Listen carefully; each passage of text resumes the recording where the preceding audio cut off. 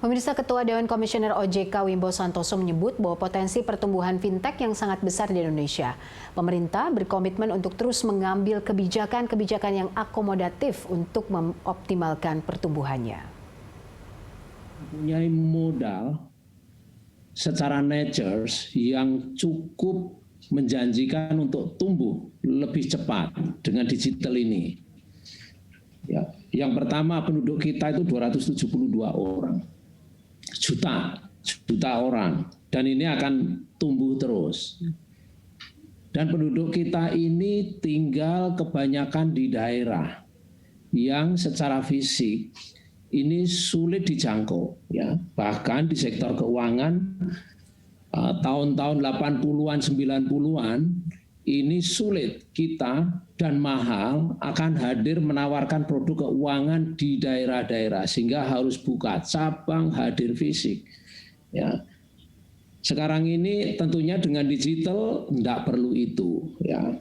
Dan juga ya, kita mempunyai ruang, ya, masyarakat kita untuk kita kembangkan karena bonus demografi tadi sudah disebut oleh Kang Rudi, ya.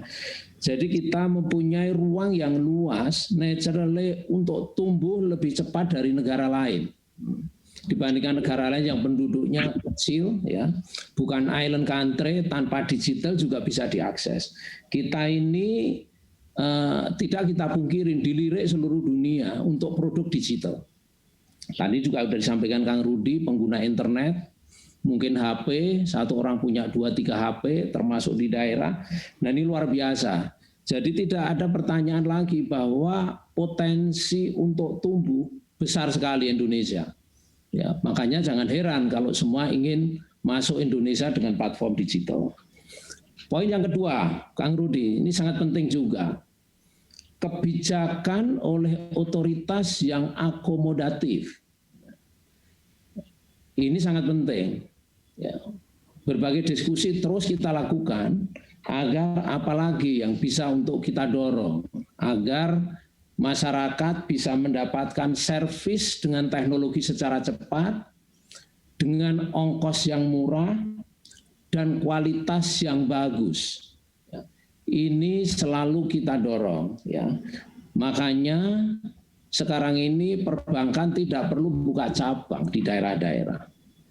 Platform digital sudah menjangkau di mana-mana. Bahkan dalam alokasi bansos di daerah sudah menggunakan platform digital, ya. Dan ini ya, itu dia tadi pernyataan Wimbo Santoso soal fintech di Indonesia dalam Indonesia Fintech Summit 2020. Saya lanjutkan perbincangan dengan Pak Sunu dan juga Mas Media dari Indef. Pak Sunu, kita lihat bahwa apa yang dikatakan Pak Jokowi tadi kan soal inklusi keuangan di Indonesia ini masih sangat tertinggal dari negara-negara yang ada di ASEAN gitu ya. Bahkan kalau dilihat tingkat literasi keuangan digital kita juga baru 35,5% begitu. Nah, apa sebenarnya kendalanya kalau di Indonesia sendiri? Oke, baik Mbak Popi.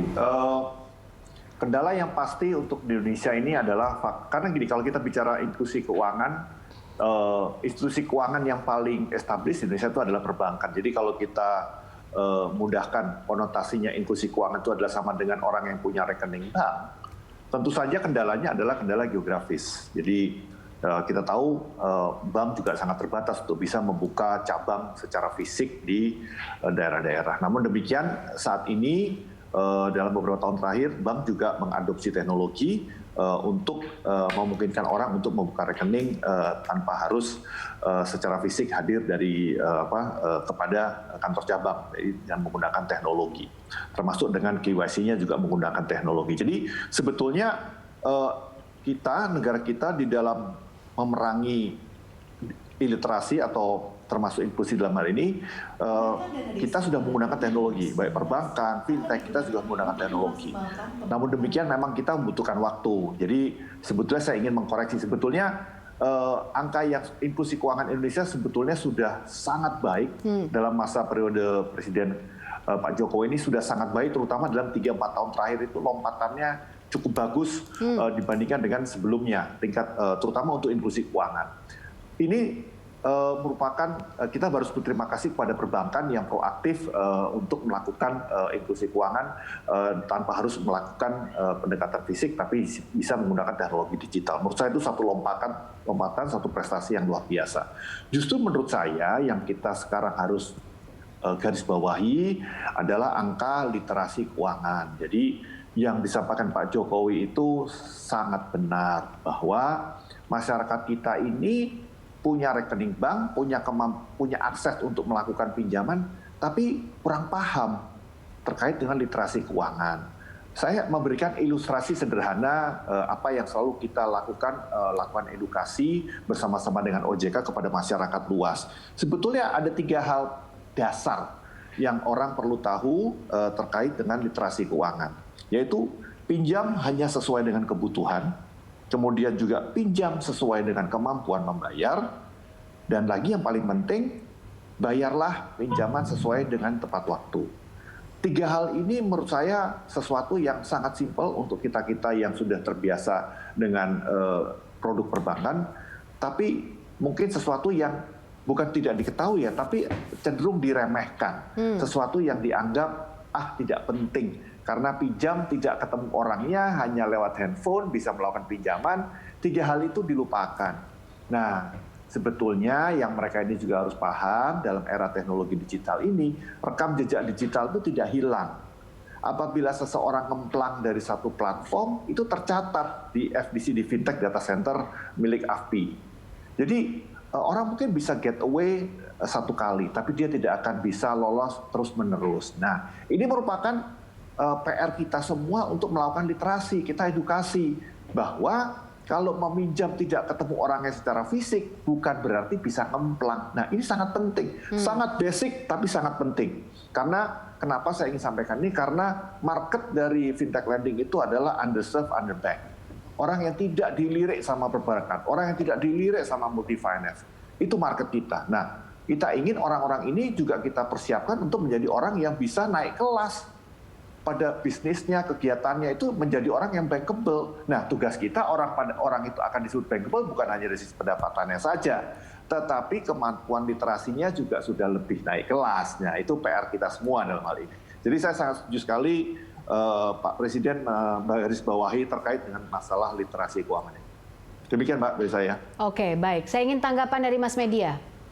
Baik Mbak, saya kira saya menyambung ya apa yang disampaikan oleh Pak Sunu tadi terkait literasi keuangan. Kebetulan studi doktor saya adalah tentang literasi keuangan, 5 tahun otak-atik data tentang bagaimana literasi keuangan di negara berkembang dan salah satunya di Indonesia. Memang seperti yang disampaikan oleh Pak Sunu tadi, ini jadi persoalan yang sangat-sangat krusial untuk bisa diselesaikan ke depan. Saya bisa ambil contoh tetangga saya, nggak jauh-jauh, ada anak 3 dan tiga-tiganya masih sekolah, SD, SMP, dan SMA, dan semuanya punya kendaraan bermotor, dan itu kredit. Gitu. Jadi seperti yang sampaikan Pak Sunu tadi, kalau kita nggak bisa bayar, kemudian tidak melakukan kredit sesuai kebutuhan, begitu, akhirnya kan terjadi gagal bayar dan justru berpengaruh signifikan, misalkan pada kemampuan mereka untuk memenuhi kebutuhan sehari-hari. Jadi saya kira solusi yang sangat tepat, saya kira hari ini kita harus mulai berbicara tentang bagaimana literasi keuangan harus menjadi kurikulum, bagian dari kurikulum nasional, begitu. Saya pribadi sekolah finance, sekolah tentang ekonomi, tapi saya tidak pernah diajarkan tentang bagaimana mengelola uang oleh orang tua saya. Kita berbicara tentang bagaimana mengelola interest rate, tapi kita tidak pernah berbicara tentang itu ketika kita masih kecil, ketika kita masih muda. Padahal itu adalah keseharian kita, gitu. Jadi itu adalah keseharian kita dan ini harus menjadi catatan ke depan. Mungkin pada saat COVID ini masih panik, tapi segera ayo kita mulai bagaimana menyusun kurikulum literasi keuangan yang baik. Kemudian soal inklusi keuangan tadi saya mau mention satu hal bahwa saya kira kita perlu merubah mindset kita dengan tetap menggunakan angka inklusi itu sebagai indikator utama. Gitu. Tadi Pak Sunu mengatakan mungkin sudah punya bank ya, sudah punya akun, tapi pertanyaannya adalah akun itu digunakan untuk apa? Meskipun sudah punya kartu bank gitu ya, bahkan mungkin bisa 2 atau 3 kartu bank di dalam dompetnya, 70% misalkan masyarakat sudah punya smartphone, pembayaran digital, akses perbankan, tapi digunakan untuk apa gitu. Itu yang harus menjadi catatan ke depan begitu. Karena masyarakat menengah ke bawah harus diberikan ruang gitu. Pertama harus diberikan ruang, kemudian diberdayakan agar mereka bisa mengakses produk finansial yang ada saat ini. Jadi saya kira ini sektor fintech harus berani juga sekarang untuk lantang berbicara pada pemerintah, pada masyarakat juga. Harus berani bermanuver juga saya kira untuk meyakinkan masyarakat menengah ke bawah bahwa oke, fintech bisa menjadi solusi. Lebih dari sekedar kredit yang selama ini dibayangkan oleh masyarakat luas begitu. Karena banyak sekali sekarang yang saya kira harus didorong ke depan. Baik Mbak Popi. Oke, baik. Nanti kita akan lanjutkan lagi diskusi kita di segmen selanjutnya. Pemirsa tetaplah bersama kami.